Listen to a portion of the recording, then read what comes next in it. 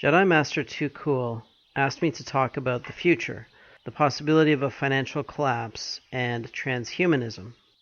So I'm going to take a crack at two of those topics in this video. This video is going to be about technology, futurism, and progress, including my thoughts on transhumanism. At some point, I might do a video on economics and financial collapse, but I think this video will be plenty long if I just focus on technology, progress, transhumanism, and things like that. Thinking about the future is not only descriptive, it's also normative. We are usually concerned with what we should do, not just with what will happen or won't happen. So I'm going to talk about what I think will and won't happen, and also what I think we should try to do and what we shouldn't try to do. And I'm probably going to focus more on the negatives than the positives. The things that probably won't happen and the things that we shouldn't try to do. Okay, so let's start with space travel. This is a great topic for futurism because it's part of the futuristic dream. It's part of the dream of science fiction. And unfortunately, I don't think that dream is ever going to come true.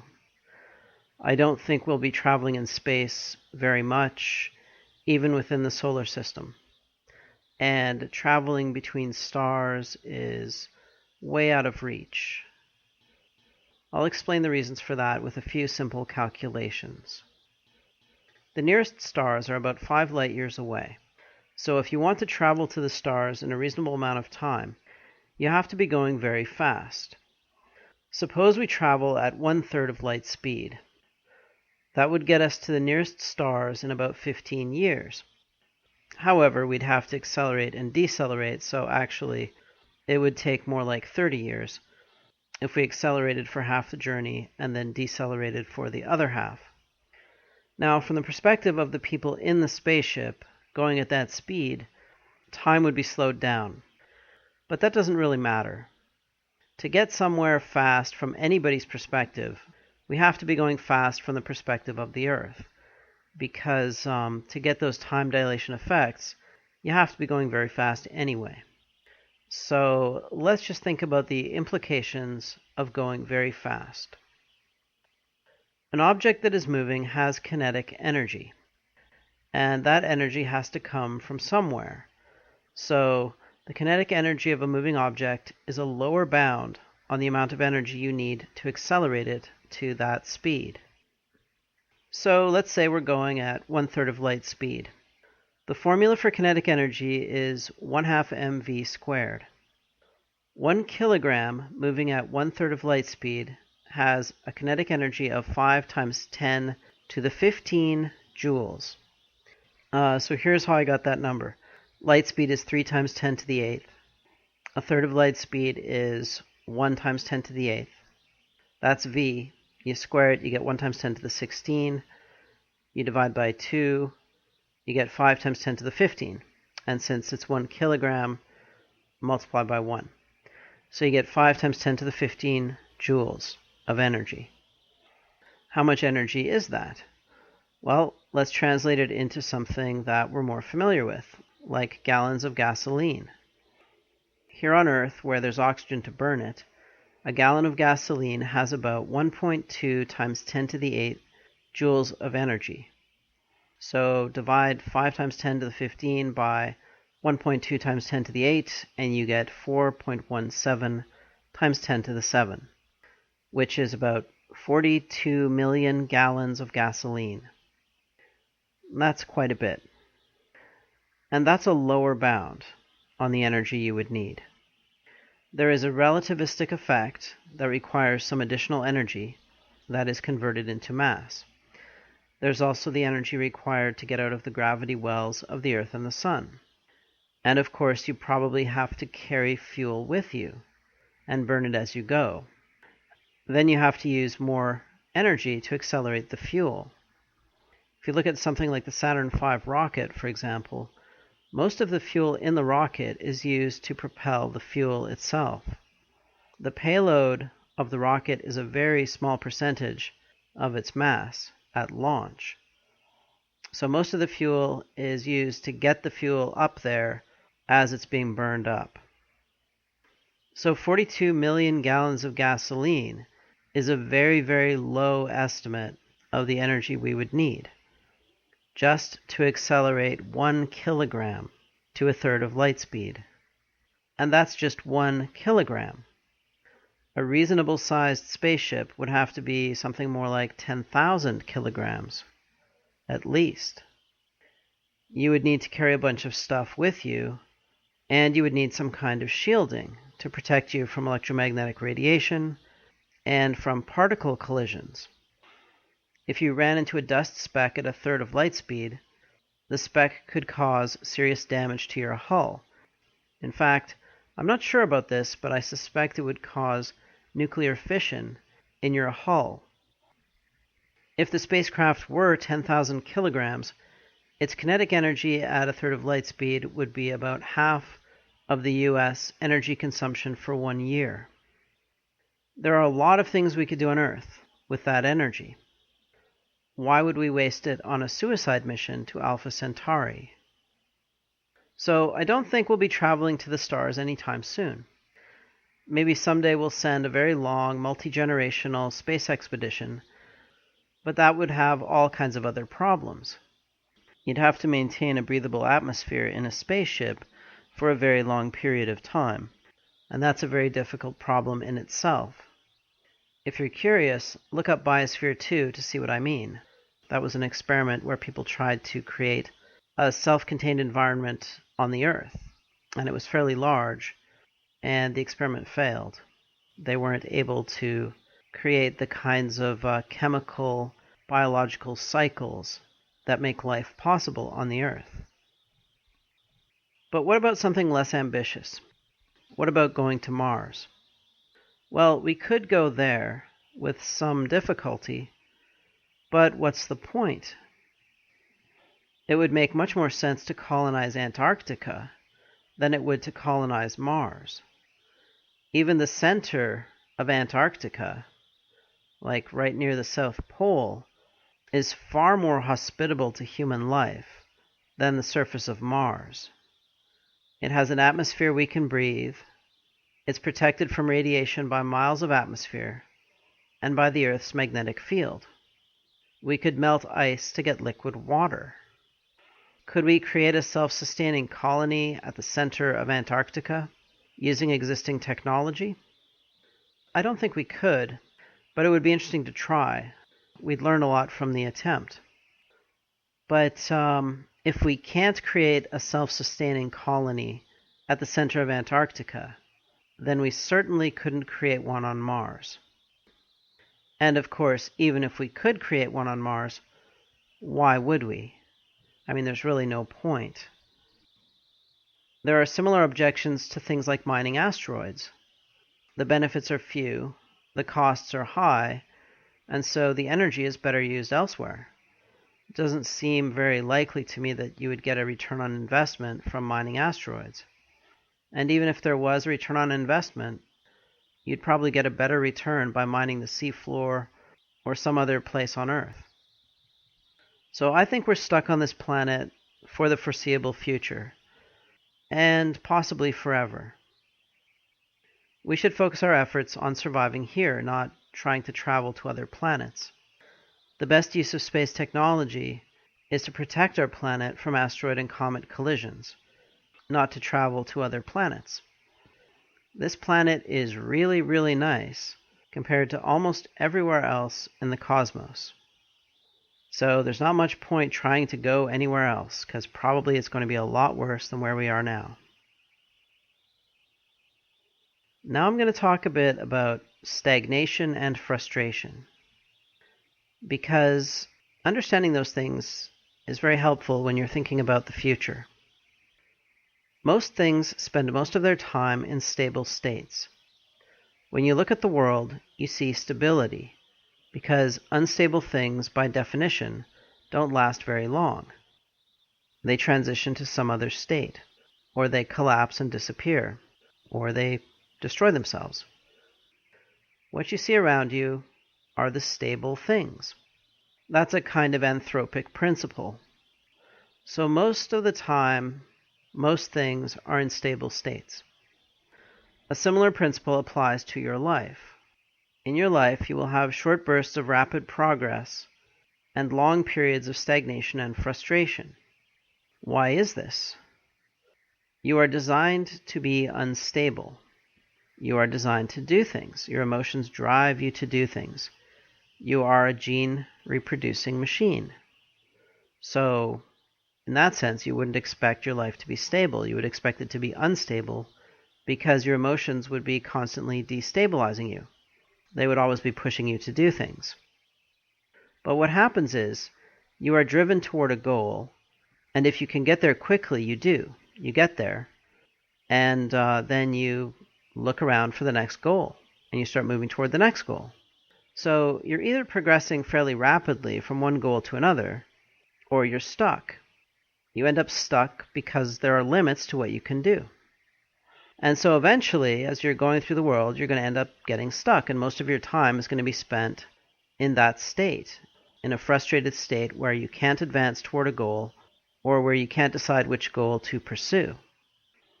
So you spend most of your time working on the things that are hard, and you don't spend very much time working on the things that are easy. So you have to get used to being frustrated because most of your life you're going to be stuck in a frustrated state. The same thing is true of other kinds of progress. Science, for example, has periods of rapid progress followed by periods of stagnation. Technology also usually advances in the same way. So what happens is people solve the easy problems first, and then they get stuck on hard problems, and sometimes they're stuck on those problems for a very long time. And then somebody finds some kind of breakthrough discovery and solves a hard problem, and this allows the field to advance, and then there's all kinds of easy problems to solve in the wake of solving that hard problem. So for a while there's this rush of progress, but then eventually those easy problems are all solved, and you're stuck on the next hard problem. So that's the way progress tends to go, in these leaps followed by periods of frustration.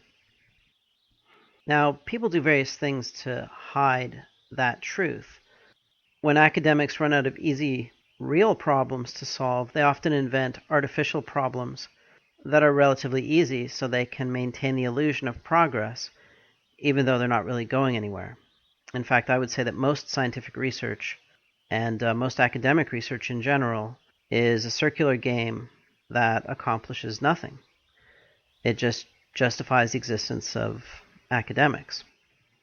But every now and then, the research actually does progress, but it's only because people solve the hard problems, which then allows the field to actually generate real progress, not this artificial busy work. Now, in some cases, we do see extended periods of progress. So Moore's law might be an example of that. The steady progress of computing technology over the last, 30 years. The reason for that is a virtuous cycle. What's happening is that as the use of computing technology expands, there's more money to be made. And so each year, companies invest more in research and development.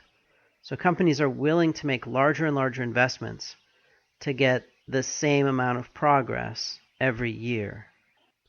It's not going to last forever. These things never do.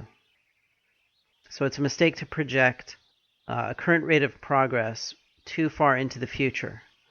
It's likely to be a transient thing.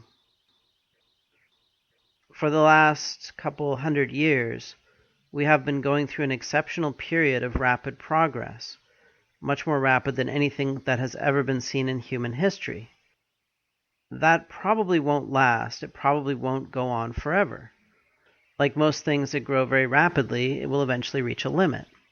And I think we may be approaching that limit. I think that scientific and technological progress is decelerating, not accelerating. And I think we are going to enter into a period of stagnation and frustration, a period in which our scientific knowledge and our technological capabilities don't grow very fast. Alright, now let's talk about computers, virtual reality, and AI. During the dot-com bubble in the late 1990s, I think it was 1999, there was an IBM commercial for a hypothetical technology called the wireless wearable computer. This commercial showed a guy sitting alone on a park bench, talking to his computer, shouting buy and sell, and scaring a flock of pigeons. He was wearing a headset with a tiny screen in front of one eye, headphones, and I guess a mic was somewhere, and he was supposedly day trading stocks, which was cool at that time because this was during the internet stock market bubble. That commercial wasn't on the air very long because soon after it came out, the dot-com bubble burst and day trading was no longer cool. So it was kind of a marketing fail. They hitched their cart to the wrong horse at exactly the wrong time. So that was IBM's idea of the future of computing technology.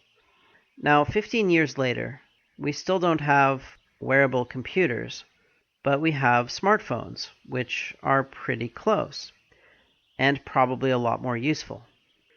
Of course, most people don't use smartphones for day trading. They use them to text to each other, find directions, play games, browse the web, listen to music, etc. Wireless technology is everywhere now, so IBM got that right. People don't sit on park benches shouting and scaring pigeons, though. They look at a little screen and they use their thumbs to text and manipulate touchscreen controls. That turns out to be a lot better way to interact with a computer than talking to it. It works because it fits human preferences and abilities. Most people don't want to look like idiots sitting on a park bench, yelling into the air and scaring the pigeons. Although, there are some people like that. But most importantly, smartphone technology makes effective use of human capabilities. It makes use of the human eye, hand, and brain. Years ago, back even before the dot-com bubble, there was a lot of talk about virtual reality. I think it might have had something to do with Star Trek: The Next Generation and the holodeck concept. That gave virtual reality some cultural currency and probably helped some people to get research grants. It was a fairly expensive endeavor because you had to create a lab with all kinds of gadgets in it. So whatever the reason, however they got their money, there were lots of researchers trying to create virtual reality, in which you could have experiences that were mimicking real life. And it never panned out. Virtual reality is, as far as I can see, dead in the water, and I don't think it will ever be resurrected. Now, why did it fail? It failed for two basic reasons. One is that it is really hard to create a realistic virtual environment. The other reason is that we don't really need virtual reality. We already have something like virtual reality in our brains, imagination. So instead of virtual reality, we use computers to watch videos and play computer games. We immerse ourselves in the story or in the game using imagination, not virtual reality gadgets. Our brains are very good at doing that, and we have not been able to improve on that ability with technology. The reason our brains are so good at it is because they don't have to simulate the actual changes to reality. They just have to simulate experiences, right? They just have to fire the right neurons, the same neurons that would be fired if something like that happened. So they can kind of skip a level of processing, or a couple levels of processing. So that's another example of how the human brain ended up doing a job that people thought was going to be done by technology, and how successful technologies integrated with the human brain and made use of its capabilities rather than trying to bypass them or replace them. Some people today believe that we are going to meld with our technology to the extent of having it physically implanted in our bodies. That's a step beyond the wearable computer or virtual reality. Would having a direct physical link to a computer have any real benefits? Would it be able to succeed where those other technologies failed? would it have advantages over existing ways of connecting with computers?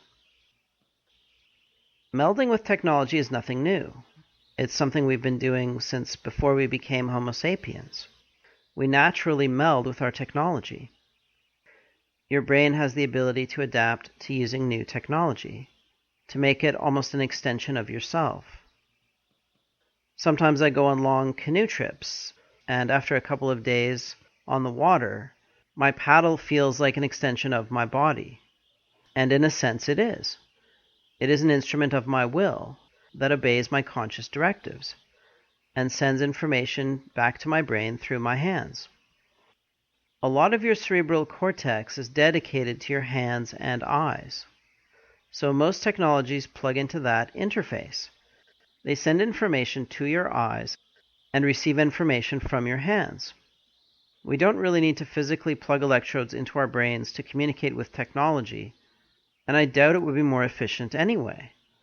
A lot of neural tissue is already dedicated to your hands and eyes. In a sense, we are already using the highest bandwidth channels into and out of our brains, our eyes and hands. So we have already melded with our technology in what is probably the most efficient way. Now, whatever happened to AI? We were supposed to have all these humanoid robots running around doing stuff for us or trying to take over the world, and that never happened. We still don't have anything like that. So why didn't that pan out? AI is another one of these things that a lot of people predicted, but it never happened. And the reason why it never happened is that neural architecture is fundamentally different from computer architecture. The cerebral cortex is a generic pattern abstraction and recognition device that learns from embodied experience. A computer is a symbol processing device. It reads and writes symbols to and from some storage medium according to programmed instructions. A computer is very different from a brain. Although both process information, they process it in very different ways. And what is natural and easy for a brain can be very unnatural and difficult for a computer, and vice versa. It's very difficult for a human being to add up 500 numbers without making a mistake. That's the easiest thing for a computer to do. It's fairly easy for a human brain to learn how to walk across a room without falling over things. Well, I shouldn't say it's easy. It actually takes several years, but once it acquires that ability, it's very good at it. Computers don't have the natural ability to just learn how to do anything. They have to be programmed. So those two things are fundamentally different. Now, we might be able to replicate in software something like the way the cerebral cortex processes information. It would be very interesting, but I don't know that it would be all that useful. Human intelligence has to be learned from experience. Would you want a computer that had to be trained slowly and tediously for years and years? Well, you might if you could take the knowledge inside that computer and then transfer it to other computers, right? If you could save it out to a file and then upload it, and then it might be worth doing. And in fact, some AI research does exactly that. There's a field of AI called machine learning, and it deals with algorithms that learn from experience. And those algorithms can be trained, and then that knowledge can be used to solve problems. Usually the problems are quite limited, though. So we have AI that's, something like a simple sea creature or an insect, but it's still not really analogous to the kind of information processing that life forms do to move around in the world. I don't know much about the car that drives itself that Google has come up with. I guess I should read some papers to figure out what's going on in that field. But I can kind of guess how it works. Yeah, it's a long, long ways away from anything like human intelligence. We're still miles away from something like that. Even if we did get to the point of computer intelligence that is as powerful as human intelligence, it would still be qualitatively different. because it would be learned from different experiences. Human intelligence relates to the human body, to what it feels and what it can do. Any computer intelligence would be related to its own sensors, effectors, and motivators. And those would probably not be anything like human sensors, effectors, and motivators. And I don't imagine we would want computers to have the same motivations that we have. So computer intelligence would not be anything like our intelligence. It would probably be at least as different from ours as, say, dolphin intelligence or elephant intelligence. We might someday have artificial intelligence, but it will be very different from our own. Okay, where was I? Alright, now I'm going to talk about transhumanism and immortality. I'm really not that familiar with transhumanism. I've heard about it. I just sort of associate it with that steampunk aesthetic and those cyberpunk science fiction ideas. And that's really all I knew about it, but I looked it up to get a better sense of what it's all about, and it's still very vague in my mind because it seems to be all over the place. It seems to be a catch-all for a bunch of different ideas about how we can use technology to transcend the human condition in various ways. And one of those ways is immortality. So I thought I would talk a bit about immortality. Can we use technology to make ourselves immortal? Well, first of all, we have to ask the question, why do we die? Death is actually a consequence of sex. We die because we fuck. I think, therefore I am. I fuck, therefore I die. This is actually a true statement. It's not that fucking kills you. It's that sexual reproduction has the implication that the body is transient. Your body is just a colony of cells with the same DNA. Those cells replicate by mitosis, but only a certain number of times. They can't reproduce independently in the long run. The only way for a brain cell or a liver cell to pass on its genes is to help the body reproduce sexually. And that's why we die. Our bodies die because if our cells could reproduce by mitosis indefinitely, they would try to reproduce independently. So they have built into them little self-destruct mechanisms. Death is programmed into your cells. And if it were not, then your cells would compete, right? If each cell was potentially the beginning of an immortal line of cells, then each cell would potentially compete with the other cells to be the progenitor of that immortal line. So to make a bunch of cells work together, it has to be that they can't reproduce independently. And when your cells start reproducing independently because of a mutation, that's cancer. Cells die for various reasons, but one reason is that they are programmed to die. At the end of each DNA strand is a repeated sequence, called a telomere, that causes the strand to fold on itself and prevents it from unraveling. It's been compared to the little plastic thing at the end of a shoelace. That's not a great analogy, but I guess it'll have to do. Each time the DNA strand is replicated by mitosis, the telomere gets shorter. Part of it is lost. So the number of times a DNA strand can replicate is limited by the length of its telomere. Now, we probably could use genetic engineering to turn on the gene that produces an enzyme called telomerase in your cells. That enzyme would then lengthen the telomere sequences at the end of your DNA strands, and it would allow your cells to replicate indefinitely by mitosis. But if we did that, it would probably increase the likelihood of cancer.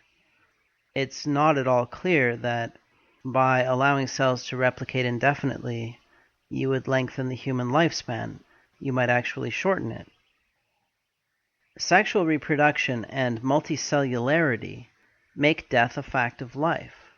So having a single body that lives forever is not realistic.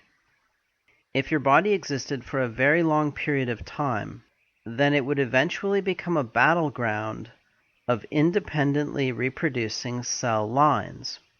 Mutations would create different genetic variants in your cells, and they would compete with each other to reproduce. Your body would lose its genetic coherence, its esprit de corps. It would destroy itself. One possible way to cheat death is by cloning. Your DNA is the only thing that is constant about you throughout your life. There is a continuity to your body and to your memory, but those things change over time. They don't stay the same throughout your life. Only your DNA stays the same. Your DNA is your essence. You are a colony of cells with the same DNA, and replicating that DNA is your body's purpose. That's what gives you coherence. That's what makes those cells act as a unit. Now, if you created a clone of yourself, that clone would be an extension of your cell colony. In fact, if you have an identical twin, then in a sense, you and your twin are part of the same cell colony. You're just, that colony happened to split very early in its development to produce two bodies instead of one. In a way, twins are really the same person. So, anyway, you could create a clone of yourself who would be an extension of your cell colony, and you could pass on your accumulated wisdom to that clone. After your death, your clone would carry on your identity. That's not what most people mean by immortality, but it's the closest thing that's feasible. It could be done. In fact, it could probably be done with modern technology. But of course, there is a problem with cloning. If it wasn't such hell, we'd do it all the time. I mean, why would we bother having sex if we could just reproduce by cloning? It would be so much easier, you know? No nightclubs, no buying people drinks. But unfortunately, it doesn't work. Genetic errors would accumulate over multiple generations of cloning, eventually destroying the genotype. After some number of generations, your clone would be a mess, and he would not be able to live. Sexual reproduction, by shuffling genes and mixing them up, allows good genes to escape from permanent association with bad genes. Your good genes, the ones that work, will only half the time be associated with your bad genes, right?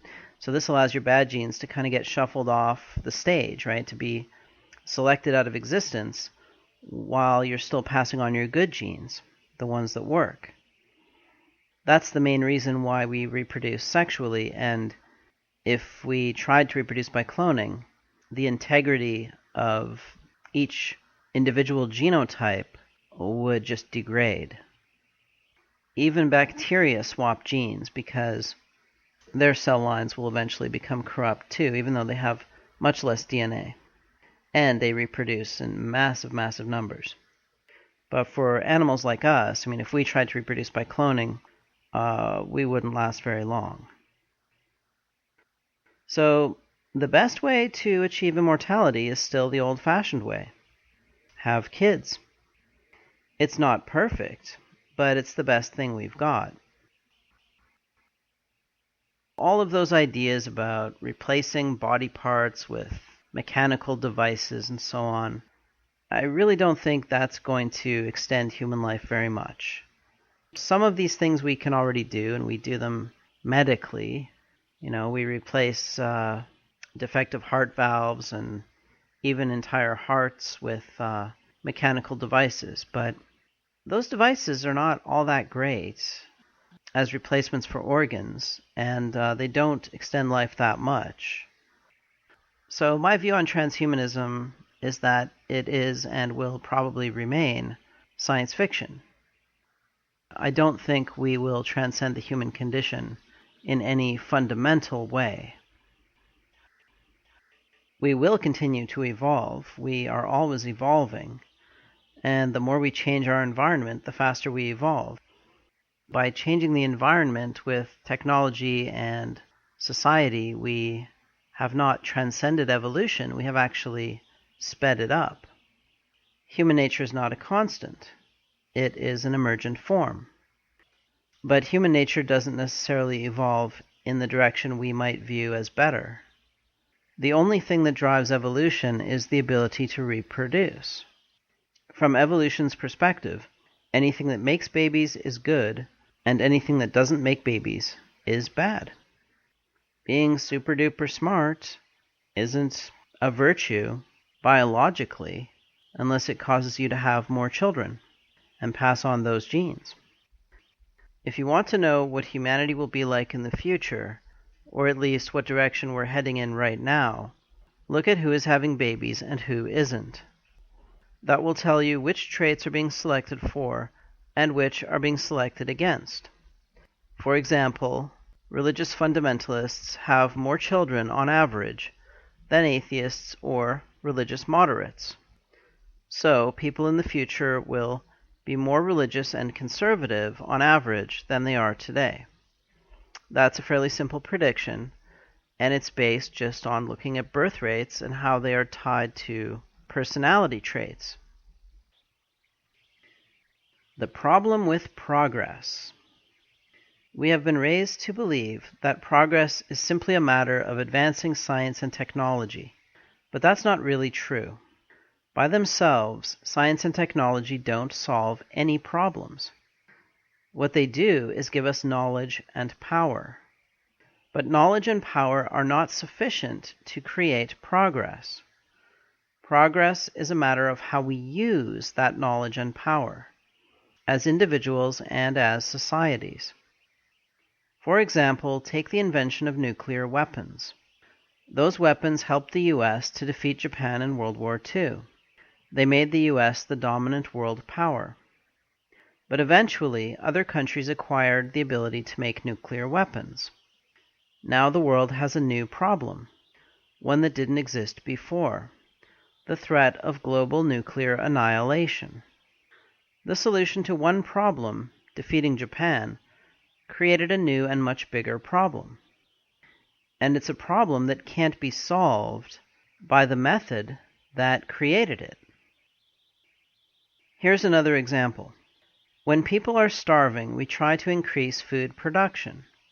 If we succeed, then there is abundant food for a while. But eventually the population grows until it exceeds the food supply again.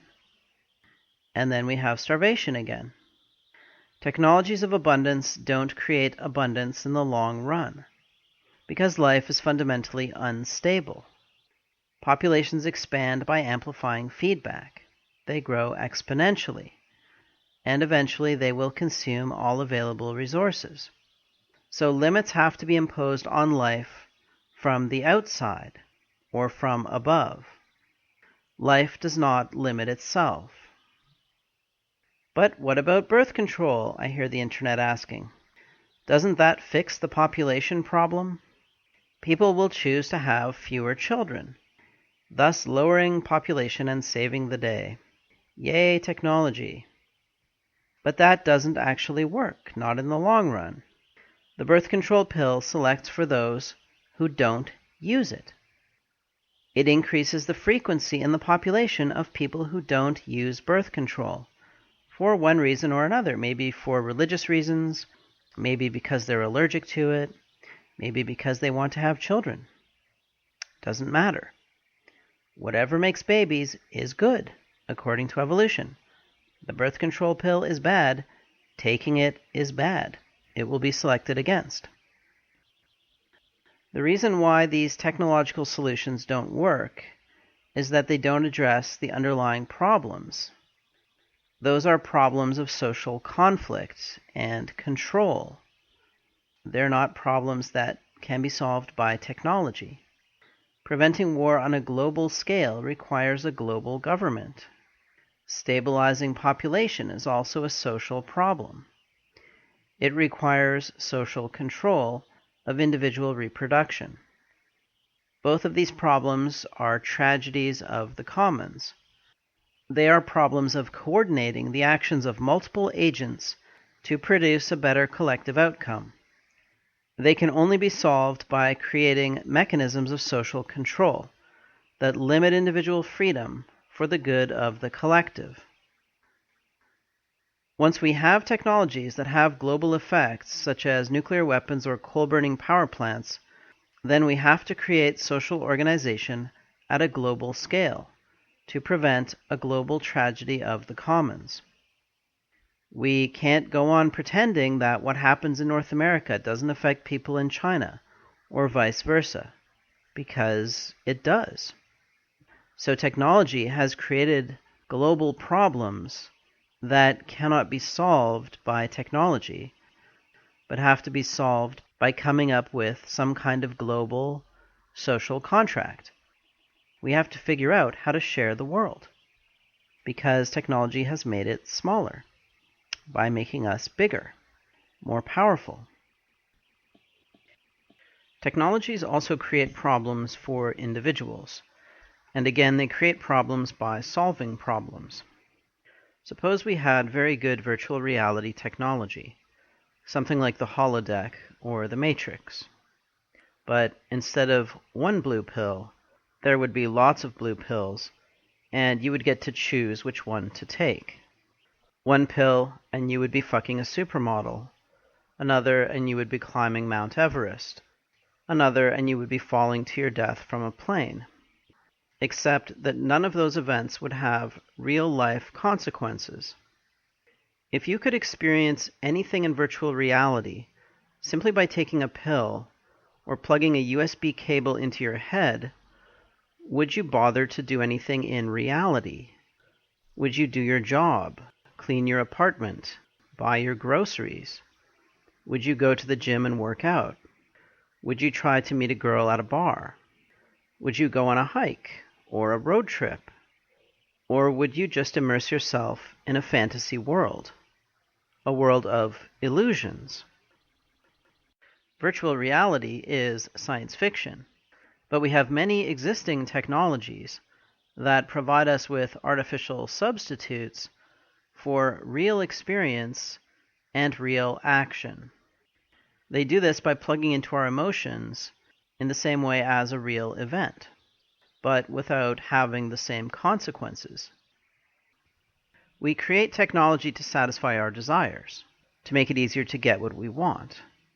Technology often satisfies a desire by using an artificial substitute that is cheaper to produce. Artificial substitutes can prevent us from working to attain the real objects of our desires. Your emotions are addictive cycles. The cycle of hunger is a typical emotional cycle. You feel hunger, which is a negative emotional experience, and that makes you want to eat. So you are driven to find food. When you eat, you experience pleasure as the hunger goes away, but eventually it comes back, and the cycle repeats itself. Emotions are there to make you work hard to get things that are usually hard to get. When things are too easy to get, that can be a problem, especially if those things are made easier to get by making them artificial, by replacing the substance, the actual object of desire, with an artificial object that is cheaper to produce. In an environment where the objects of desire are abundant or fake, we have to use conscious judgment and explicit values to decide what is good for us. We can't just trust our feelings. For example, in a world of abundant junk food, we have to have some explicit idea of what is healthy, and we have to make conscious choices to eat healthy food, even though it might be easier to satisfy hunger with junk food. There is a very old technology that can satisfy any desire. Opium. Opium is the ultimate blue pill. If you take an opiate drug, such as heroin, your desires are erased. Anxiety, discomfort, hunger, and lust all fade away. You feel warm and fuzzy. But the feeling doesn't last. When the drug is metabolized, your desires come back, and then you feel like shit. You want more of the drug. Taking the drug can become a substitute for the activities that people normally do to satisfy their desires. It is easier to just take a pill than make dinner. I know someone who is addicted to morphine, and she is incredibly skinny because she just doesn't care about eating. Like, it just isn't important to her because all that really matters to her is morphine. In some ways, information technology is similar to opiate drugs. It is a substitute for real experience. Things like pornography, computer games, and social media plug into our emotions and make us feel good, but they are the equivalent of junk food for our brains. They are junk information.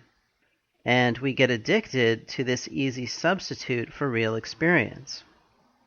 These days, when you look around, you see people staring at their little smartphone devices, twiddling their fingers. They're either consuming some kind of entertainment, or they're interacting socially, usually in a very trivial way, and they're doing so constantly. They're addicted to information. Our desires did not evolve in a world where we could get any kind of information on demand, and we are not adapted to this new condition created by technology. Now that we have the ability, we are not using it wisely. For the most part, people are using information technology to be stupider and more detached from reality. They're connecting to technology to disconnect from reality. But information technology is not the worst offender.